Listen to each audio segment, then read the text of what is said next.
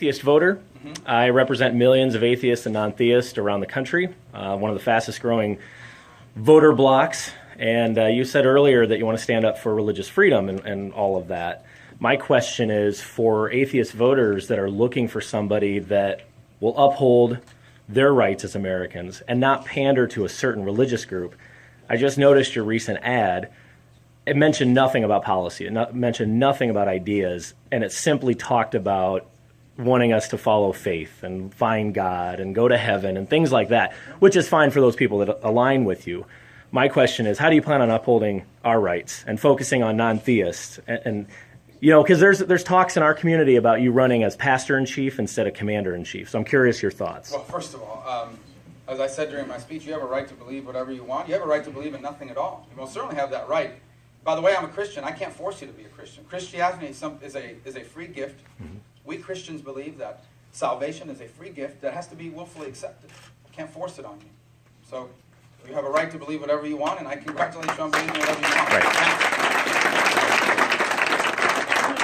I'm going to share my faith, especially when I'm asked, because my faith influences who I am in every aspect of my life. First of all, I believe you can't really understand America unless you don't understand. If you don't believe that Judeo-Christian values influenced America, you don't know history. I'm not saying you, I'm just saying in general. This nation was founded on the principle that our rights come from our Creator. If there's no Creator, then where did your rights come from? And so that's why it's important for us to understand that. And we're going to protect the rights of Americans to continue to believe that. we're also going to have a country where no one is forced to violate their conscience, which means no one's going to force you to believe in God, but no one's going to force me to stop talking about God.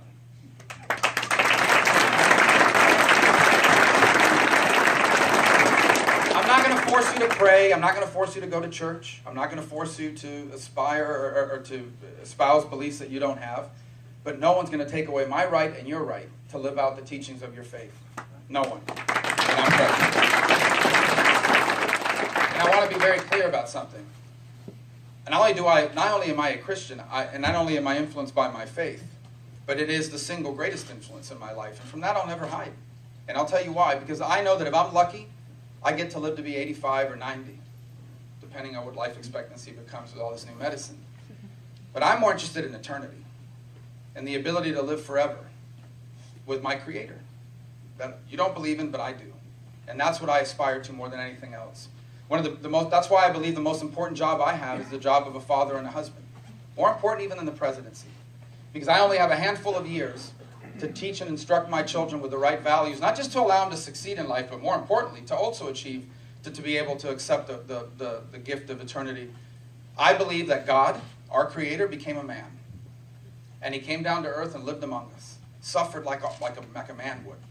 Emotions, physical suffering, emotional suffering, pain, illness, sickness, sadness. And then He died. And He died to remove sins that we couldn't remove up to that point. They could only be covered, but they couldn't be removed. And as a result, I now have the free gift of the opportunity to live forever with my Creator. And I believe that passionately, and it influences every aspect of my life.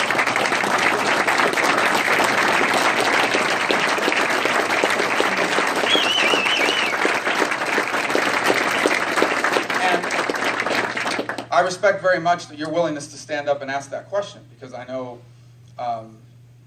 you're in a small minority here of people that share that view that you have. But you have a right to it. That's why it makes it such a great country.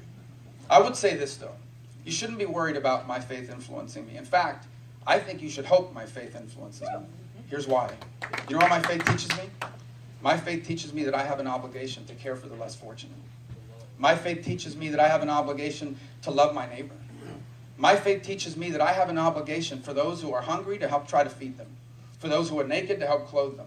My faith teaches me I need to minister to those in prison. My faith teaches me that if I want to serve Jesus, I have to serve each other. And I think you should hope that that influences me. I know it's made this a greater country.